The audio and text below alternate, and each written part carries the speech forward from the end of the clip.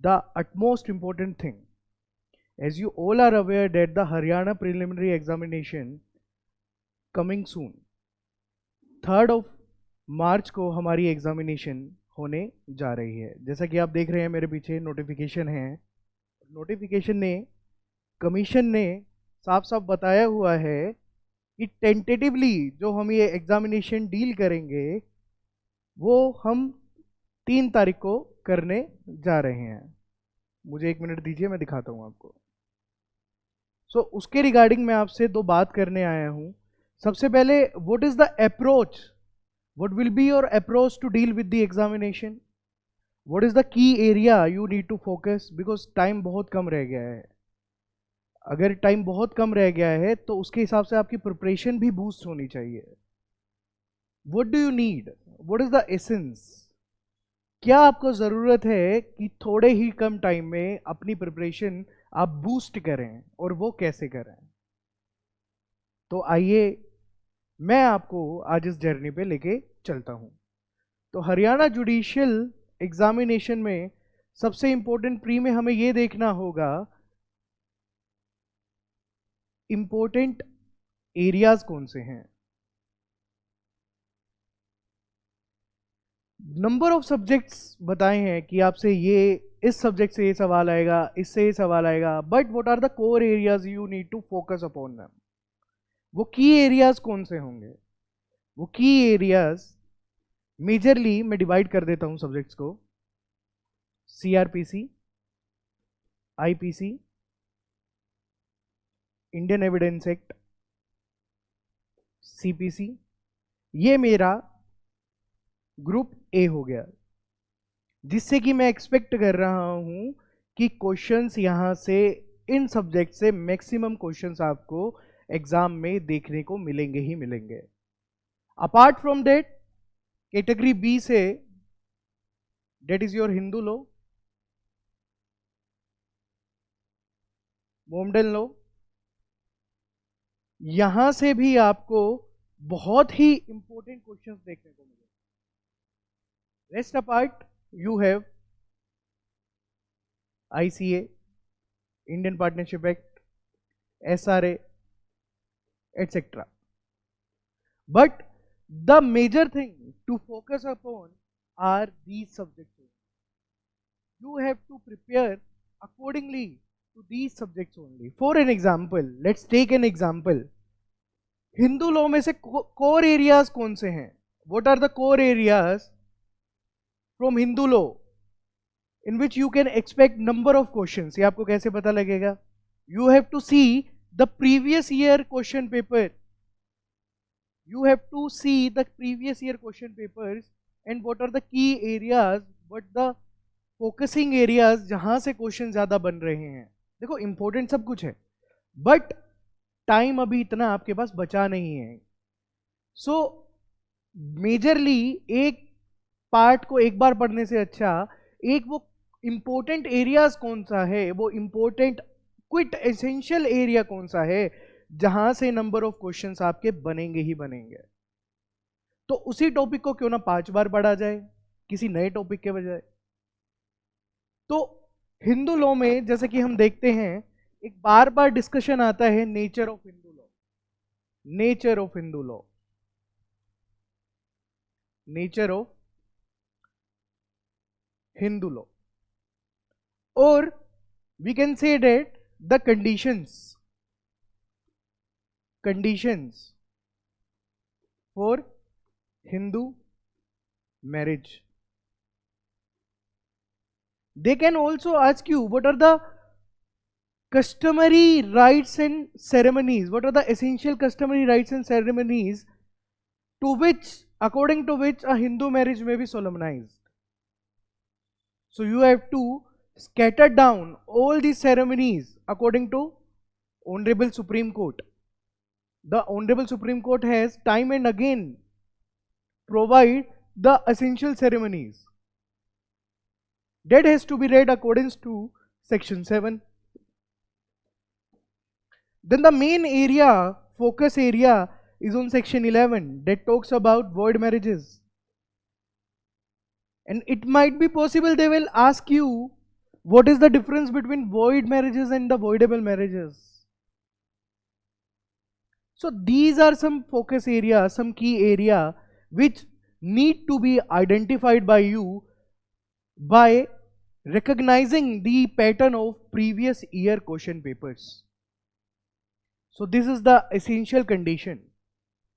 You have to follow that pattern only, because you have very much limited time. And one of the major aspect why I am taking this session today, the important thing is I just want to share this information.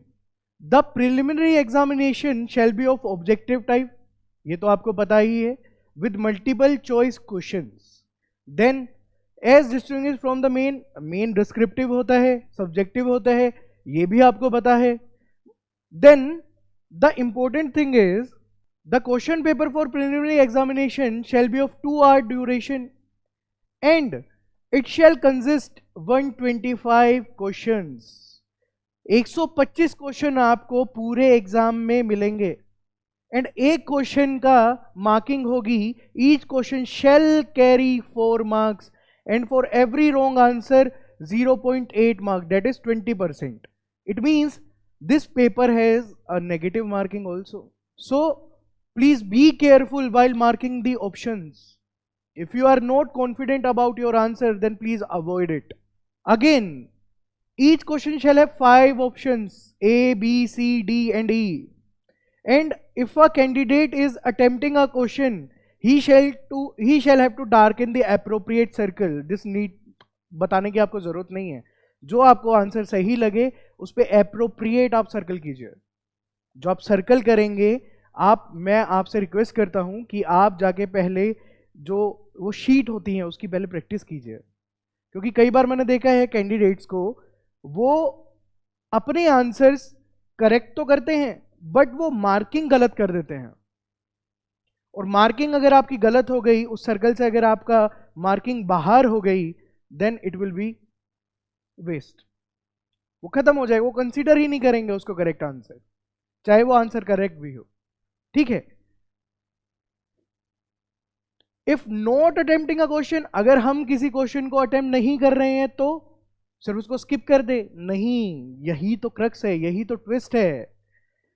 He shall have to darken the circle. अगर आप किसी question को करने में असमर्थ हैं, अगर आपको लगता है I am not confident enough to tackle this question and I need to skip this question, then you have to mark E option. You cannot skip that without marking E option. And if you do that, what is the repercussion? Let's see. E circle. If none of the 5 circle is darkened, 1/5 mark shall be deducted. It means that if you will not mark the E option, then they will assume that this is a wrong answer and they will keep a negative marking for you on that particular question. आगे चलते हैं. Any candidate not darkening any of the 5 circles in more than 10% questions, let's say 13 questions, shall be disqualified. अगर आप 10% of the questions में अगर आप छोड़ रहे हैं, फॉर एन एग्जांपल 125 आपके क्वेश्चन है और 125 क्वेश्चन में से 13 क्वेश्चन आपको नहीं आते या आपको नहीं पता कि इनका करेक्ट आंसर क्या होगा, the options will be very confusing. अगर आप उस 13 क्वेश्चन को छोड़ देते हैं without darkening that E option, then they will disqualify you. They will not check your paper. You are automatically disqualified from this examination. You are out of the race then and there only. मैं ये आपसे discuss इसलिए कर रहा हूं क्योंकि number of the aspirants पढ़ते ही नहीं है नोटिफिकेशन, ना एग्जाम में बुकलेट खोल के पढ़ते हैं कि what are the instructions they have given, they have provided for you. That's why I am in front of you to take this session. ये आपको पता है तैयारी कैसे करनी है, ये आपको पता है कोर एग्जाम कहां से आ रहा है, बट ये आपको नहीं पता. इसीलिए आपका कोई नेगेटिव इफेक्ट ना पड़े आपके एग्जाम पे, आपकी तैयारी पे कोई नेगेटिव इंपैक्ट ना आए, इसीलिए हम इस चीज के लिए आए हैं.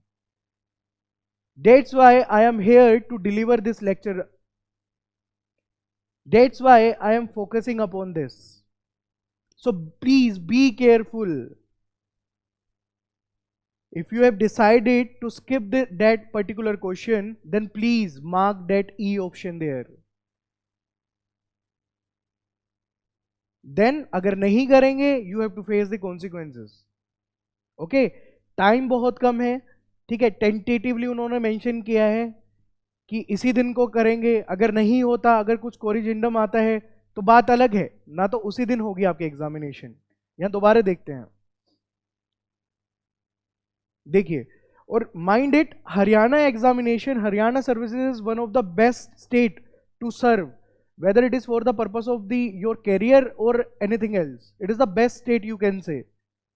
It will provide you everything.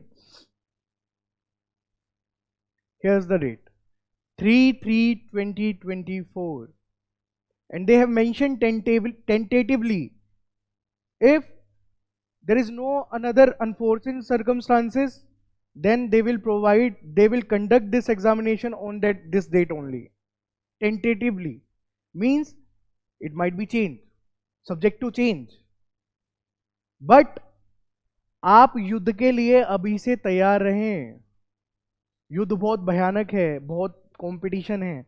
अब ये मान के मत चलिए कि 3 तारीख को नहीं होगा, due to the unrest which is going on the different border areas in Haryana and Delhi and UP. आप अपनी, जो आपके तरकश के तीर हैं, जो आपकी तलवारें हैं, उनको आराम मत दीजिए. अपने बेरेक्स को आराम मत दीजिए. जितना बेरेक्स आप पढ़ेंगे, जितना बेरेक्स को निखारेंगे, अपने आप को निखारेंगे, उतने ही चांसेस आपके बढ़ते चले जाएंगे एग्जामिनेशन में पास होने के. सो मैं ये नहीं कहूंगा आप डिफरेंट सोर्सेज से जाके पढ़िए, अब टाइम नहीं है डिफरेंट सोर्सेज का. आप सिर्फ ये देखिए प्रीवियस ईयर क्वेश्चन पेपर में कहां से क्वेश्चन बन रहे हैं, what are the core areas, like in CrPC, bail, arrest, trial. They will ask you numerous questions about it. Investigation, the quintessential topic. IPC, definitions, general exceptions, private defense. Okay, offenses against the property, offenses against the human body. These are very quintessential topic. And the favorite of them, murder and culpable homicide. So please prepare accordingly. My wishes are always with you. Best of luck for the examination. Thank you and have a nice day.